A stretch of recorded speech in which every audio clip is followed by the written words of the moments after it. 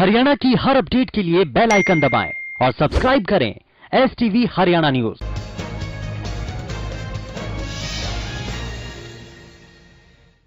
नमस्कार, आपका जिला आपकी खबर में आपका स्वागत है। आपके साथ मैं हूं खालिद हसन। रोहतक के गढ़ी सापला में दीनबंधु सर चौधरी छोटूराम के स्मारक स्थल पर मंगलवार को सर्ब खाप पंचायत की ओर से छोटूराम जयंती का आयोजन किया गया, जिसमें किसान नेता राकेश टिकैत और गुरनाम सिंह चडूनी ने शिरकत की। कार्यक्रम को संबोधित करते हुए राकेश टिकैत ने सर छोटूराम की कुर्बानियों को याद किया और बीजेपी सरकार पर जमकर निशाना साधा।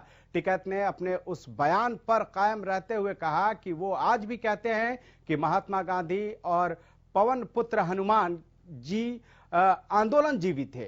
वहीं राकेश टिकैत ने कहा कि जिस तरह के ये कानून है उससे आम जनता ही नहीं पशु भी भूखे मर जाएंगे। साथ ही टिकैत ने ऐलान भी कर दिया कि पश्चिम बंगाल में भी किसान काफी दुखी हैं, वहां भी पंचायतें होंगी। वहीं भारतीय किसान यूनियन हरियाणा के प्रदेश अध्यक्ष गुरनाम सिंह चडूनी ने भी बंगाल चुनाव में किसान आंदोलन को समर्थन न करने वालों के खिलाफ वोट डालने की बात कही और कहा कि बंगाल में भी पंचायतें की जाएगी।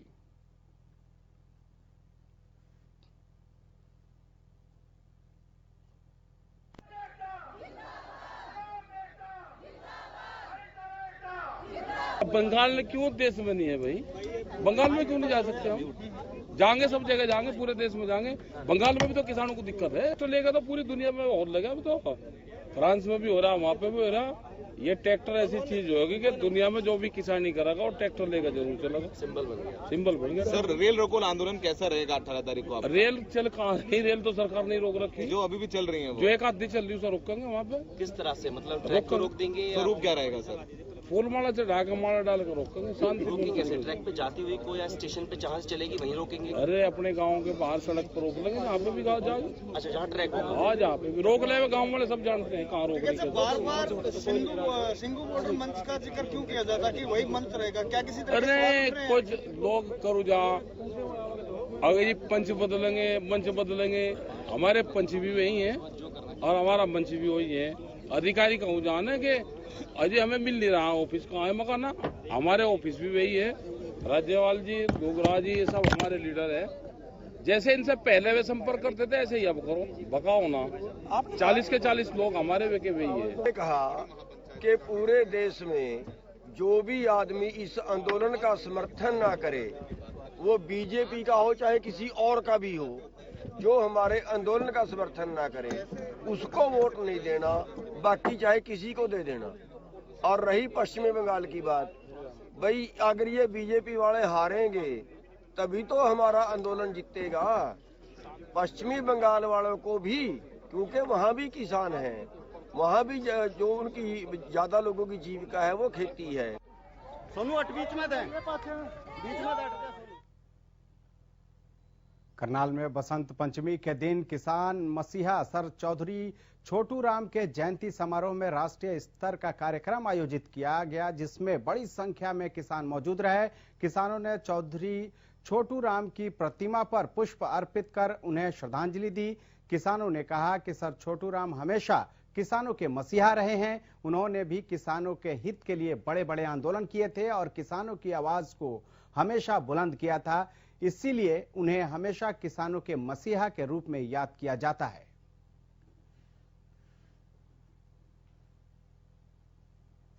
किसान मसीहा सर छोटूराम जी की जयंती पर हम यहाँ करनाल में नमस्ते चौक पर उनकी प्रतिमा पर पुष्प मालाएं चढ़ाने और उनका आशीर्वाद लेने के लिए आज यहाँ पर सारे पहुंचे हैं। आज हम जो लड़ाई लड़ रहे हैं किसान आंदोलन से हम लड़ाई लड़ रहे हैं मंडियों को बचाने की। ये मंडियां आज से 82 साल पहले 1938-39 में उन्होंने चौधरी छोटूराम जी ने ये मंडियां विकसित कराई थी। आज की सरकारें इन मंडियों को, हमारे सारे सिस्टम को खत्म करना चाहती हैं।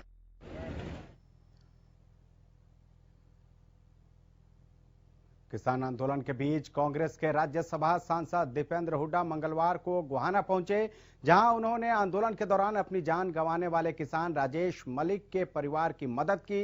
इस मदद के दौरान दीपेंद्र ने 2 लाख रुपए की राशि किसान परिवार को दी। इसके साथ ही दीपेंद्र ने कहा कि सरकार को कृषि कानून के खिलाफ उन्होंने जमकर घेरा। किसान आंदोलन को समर्थन देते हुए दीपेंद्र ने कहा कि ये किसान और किसानी की अस्तित्व की लड़ाई है, इसलिए शांति और अनुशासन के साथ एकजुट होकर हम सभी को संघर्ष करना होगा, इसी से हमारी किसानी बचेगी। वहीं सरकार को घेरते हुए दीपेंद्र ने कहा कि बीजेपी सरकार पूरी तरह से किसान विरोधी है। हरियाणा सरकार पर बोलते हुए दीपेंद्र ने कहा कि विधानसभा में अविश्वास प्रस्ताव लाए जाने से साबित हो जाएगा कि कितने विधायक सरकार के साथ हैं और कितने सरकार के खिलाफ। हर वर्ग को इसने त्रस्त किया है, केवल किसान ही नहीं, किसान पे तो ये कहर बरसा दिया है सरकार ने। मगर आज सबसे ज़्यादा बेरोजगारी हरियाणा में है, अपराध के मामले में बेकाबू होगी स्थिति हरियाणा की, हर रोज शूट आउट हो रहे हैं। तो ऐसी परिस्थिति में जनता का जो विश्वास सरकार खो जाए, तो विपक्ष का हमारा जिम्मेदारी है कि हम उनको आईना दिखाएं और ये अविश्वास प्रस्ताव लाएं, ताकि ये पता चले कि कौन सा विधायक जनता के साथ है, कौन सरकार के साथ है। क्योंकि बहुत से ऐसे विधायक हैं जो कह रहे हैं हम किसान आंदोलन का समर्थन करते हैं, हम जनता के साथ हैं। तो जब आएगा विश्वास प्रस्ताव तो उसकी कसौटी पे ये तय होगा कि कौन सा विधायक सरकार के साथ मिला हुआ है, अपने कुर्सी से चिपका हुआ है, और कौन सा जनता के साथ है। आज हरियाणा प्रदेश के लोग जो है सरकार को एक झटका देना चाहते हैं और उसी भावना को आगे बढ़ाते हुए ये जो है अविश्वास प्रस्ताव हम लेके आए।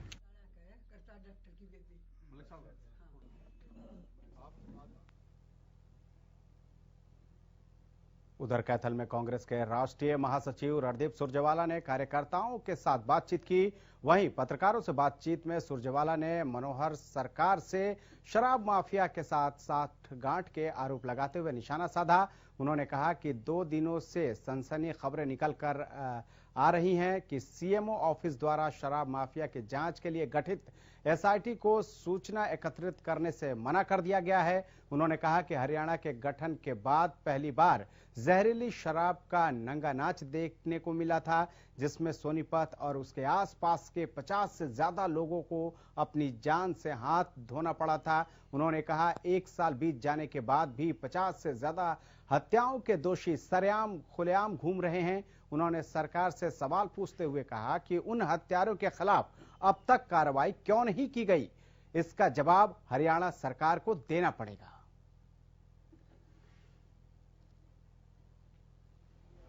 हरियाणा प्रदेश में जहरीली शराब माफिया का नंगा तांडव चल रहा है। खट्टर सरकार में सीधे जहरीली शराब के माफिया के तार जुड़े होने के इल्जाम सामने आ रहे हैं। सारा हरियाणा और देश ने देखा कि हरियाणा के गठन के बाद पहली बार शायद जहरीली शराब का इतना बड़ा नंगा नाच सोनीपत जिले में हुआ। एक के बाद एक लाशें बिछती गई। अनुसूचित जाति, पिछड़े वर्गों, किसान भाइयों के परिवार की कमाई करने वाले एक एक व्यक्ति की मौत हो गई। जहरीला जहर पीकर मौत हुई, परंतु कोई आज तक दोषी नहीं पाया गया। लगभग 1 साल बीतने को है। कांग्रेस के प्रदेश अध्यक्ष कुमारी सैलजा करनाल पहुंची, जहां कुमारी सैलजा ने बीजेपी सरकार पर जमकर निशाना साधा। सैलजा ने बढ़ती महंगाई पर कहा कि पेट्रोल डीजल के दाम आसमान छू रहे हैं और आम जनता का तेल निकल रहा है, रेट पर कोई लगाम नहीं है और परेशान आम जनता हो रही है। कुमारी सैलजा ने सरकार को आड़े हाथों लेते हुए कहा कि आम आदमी की जेब पर डांका डाला जा रहा है, देश के लोगों के सामने कोई पारदर्शिता नहीं है, इसका असर अर्थव्यवस्था पर पड़ रहा है। वहीं सरकार की उज्ज्वला स्कीम पर सैलजा बोली कि सरकार बताए कि उससे कितने लोगों का भविष्य उज्जवल हुआ।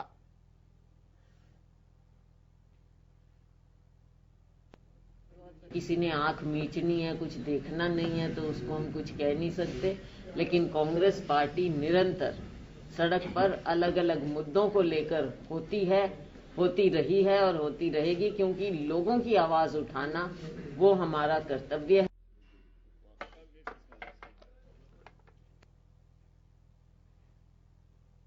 सोमवार से सभी 4 पहिया गाड़ियों को टोल चुकाने के लिए फास्टैग लगवाना जरूरी हो गया है। देश के किसी भी नेशनल हाईवे के टोल प्लाजा को क्रॉस करते समय इसकी जरूरत पड़ेगी, जिसको लेकर मंगलवार सुबह गुरुग्राम के खिड़की दौला टोल पर थोड़ी मुश्किलें जरूर टोल कर्मियों को झेलनी पड़ी, जिसकी वजह से कुछ देर के लिए जाम जैसी स्थिति पैदा हो गई, लेकिन उसके बाद हालात पूरी तरह से सामान्य हो गए।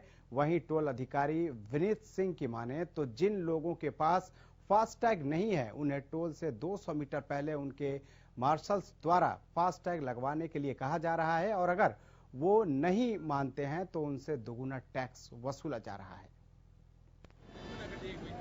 सिचुएशन सर वही है कि हमने स्टार्टिंग में फ्रंट पे मार्शल्स अपने तैनात किए हुए हैं, जो लोग विदाउट फास्टैग हैं उनको हम लोग क्या नाम है एक कॉर्नर में हमने एक लेन प्रोवाइड की हुई है, जिससे वो लोग प्रोसेस ले रहे हैं, और जो फास्टैग पीपल्स हैं उनको हम फ्रंट में मतलब हम लोग स्टैंडिंग कर रहे हैं। और ये चीज़ पीक आवर में सर थोड़ी सी भीड़ थी। Most of peoples about 90% peoples जिनके पास ऑलरेडी फास्टैग है, जिनमें से कुछ करीब 80% पीपल्स हैं जिन्होंने सिर्फ रिचार्ज नहीं करवाया, यही प्रॉब्लम है। बाकी वो लोग अपना देख रहे हैं और पेमेंट कर रहे हैं सर। थोड़ा बहुत आर्गूमेंट तो चलता है सर, बाकी पेमेंट कर रहे हैं इस चीज़ को।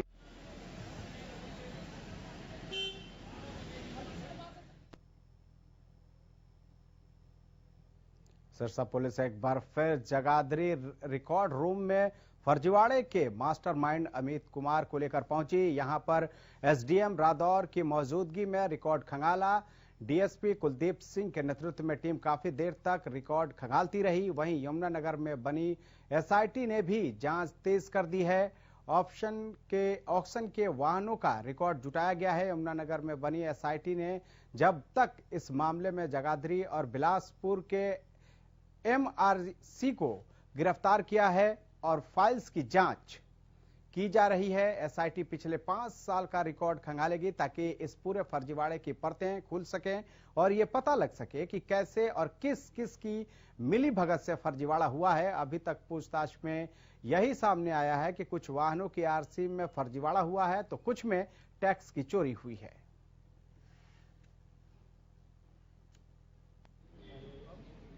जो अमित है उसको लेके आए थे, हमें गाड़ियों रिकॉर्ड लेने आए थे, तो इस संबंध में एसडीएम रादौर साहब को हमने सीटीएम मैडम को दरखास्त दे दी है। वो अभी टाइम लगेगा, वो रिकॉर्ड निकालने लग रहे हैं, जैसे उपलब्ध हो जाएगा हमें रिकॉर्ड लेंगे। अभी तक तो एक सुनील जिटकारा हो गया गिरफ्तार, एक अमित कर लिया। इधर आपकी जो यमुनानगर पुलिस ने भी राजेंद्र को गिरफ्तार किया हुआ। अभी पार्ट ऑफ इन्वेस्टिगेशन है, तफ्तीश चल रही है, भविष्य गर्भ में क्या अभी क्या कह सकते। हमारी पुलिस ने 22 लाख रुपए की इससे कैश की है, तो इसने इस तरह के कामों से कमाया हुआ था, तो इसके हिस्से में आए हुए। बाकी अभी दोबारा फिर हम इसका रिमांड लेंगे। सर्दियों में पहाड़ों पर बर्फ जमने और मानसून में बरसात कम होने से हथनी कुंड बैराज में जल स्तर कम हो गया है, जिससे जल संकट का खतरा मंडराने लगा है। हथनी कुंड बैराज पर पिछले 4 दिन में 1200 से लेकर 2500 क्यूसेक पानी है। अधिकारियों का कहना है कि 4 साल पहले 2017 में ऐसे हालात बने थे जब पानी इतना कम हो गया था, लेकिन पानी की कमी को देखते हुए यूपी की तरफ पानी नहीं भेजा जा रहा है। सिंचाई विभाग के अभियंता आरएस मित्तल ने बताया कि हथनी कुंड बैराज पर पानी का लेवल बढ़ता और कम होता रहता है। हरियाणा की डिमांड के लिए हथनी कुंड बैराज पर कम से कम 3000 क्यूसेक पानी होना चाहिए। अगर पानी का लेवल 3000 से ज्यादा होता है तो पानी की कमी को पूरा किया जा सकता है। पानी का डिस्चार्ज जो है इस टाइम जो फ्लक्चुएट हो रहा है 1200-1500 से लेके अब वर्क्स में 2500 के बीच में फ्लक्चुएट है पिछले 4-5 दिन से ही, जिसमें फिर शेयर के हिसाब से हम यदि यूपी का कोई शेयर बनता है उनको दे देते हैं, बाकी हमारे WJC के थ्रू नीचे चला जाता है। सर जो पानी बिल्कुल जी, ये पानी 2-3-4 साल बाद ऐसा है, 2017 में कुछ ऐसे कम हुआ था, अदरवाइज 2500-3000 के ऊपर ही पानी हमारा चलता था। पर ये तो एक नेचुरल फिनोमेना है, इसको कोई कंट्रोल तो कर नहीं सकता जी। इसका रीजन ये भी है कि ऊपर सर्दियाँ ज़्यादा है, बर्फ कम पिघल रही है, बारिश कम हो रही है, दोनों रीजन है।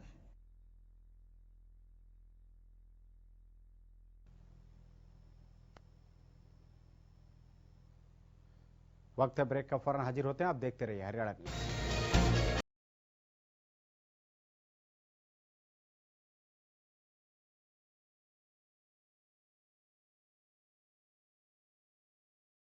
ब्रेक के बाद एक बार फिर आपका स्वागत है। रजिस्ट्री के नियम 7A को तोड़ते हुए पिछले 3 साल में कई गड़बड़ियां की गई हैं। इस रिपोर्ट पर एससीएम और financial commissioner revenue Sanjeev Kaushal ने मीडिया से बातचीत की। इस दौरान उन्होंने जानकारी दी कि मामले में डिविजनल्स कमिश्नर की रिपोर्ट पर अपनी रिकमेंडेशन के साथ मुख्यमंत्री और उप मुख्यमंत्री को रिपोर्ट जो है वो सौंपी जा चुकी है। संजीव कौशल ने बताया कि इस तरह के मामले में अनऑथराइज्ड कॉलोनियों को बढ़ावा मिला है और हजारों की संख्या में गलत तरीके से प्लॉट काटे गए हैं। इस दौरान यह भी स्पष्ट किया गया कि इसका असर आम जनता पर भी नहीं पड़ेगा। इस जांच में तहसीलदार, नायब तहसीलदार, सीनियर मोस्ट अधिकारी शामिल हैं जो इन अनियमितताओं के दोषी हैं। वहीं कुछ अधिकारी टाउन एंड कंट्री प्लानिंग के भी हैं। इन अधिकारियों की आय से संबंधित जांच की जाएगी, साथ ही सरकार इन पर आरोप तय करेगी। डिविजनल कमिश्नर हैं हरियाणा के, वो 6 के 6 डिविजनल कमिश्नर्स ने अंबाला, करनाल, रोहतक, फरीदाबाद, गुड़गांव और हिसार, ये 6 की 6 की रिपोर्ट हमारे पास आ गई। हमने उसको ठोक बजा के देख लिया अच्छी तरह से, और जो उसमें हमें कमियां पाई गई हैं सेक्शन 7 की रजिस्ट्रियां करने में, उसके बारे में पूरी जांच करवा के अब मैंने अपनी संस्तुति, अपनी जो रिकमेंडेशन है वो डिप्टी चीफ मिनिस्टर साहब को भेज दी है। डिप्टी चीफ मिनिस्टर साहब और चीफ मिनिस्टर साहब निर्णय लेंगे कि असल में अब कार्रवाई क्या, जो अधिकारी, जो कर्मचारी हमारे संलिप्त पाए गए हैं उनके खिलाफ क्या कार्रवाई होनी चाहिए। सरकार ने राज्य में पंचायत प्रतिनिधियों का कार्यकाल समाप्त होने से पहले उन्हें अगले 2 महीने के अंदर अपना सारा रिकॉर्ड जमा करवाने के आदेश जारी किए हैं। इसी कड़ी में नागल चौधरी के सभी 44 पंचायत प्रतिनिधियों और 18 पंचायत समिति को बीडीपीओ प्रमोद देशवाल ने मीटिंग कर सभी दस्तावेजी कार्रवाई पूरी करने के आदेश दे दिए हैं। इस कार्य को पूरा होते ही पंचायतों में प्रशासनिक अधिकारी तैनात होंगे।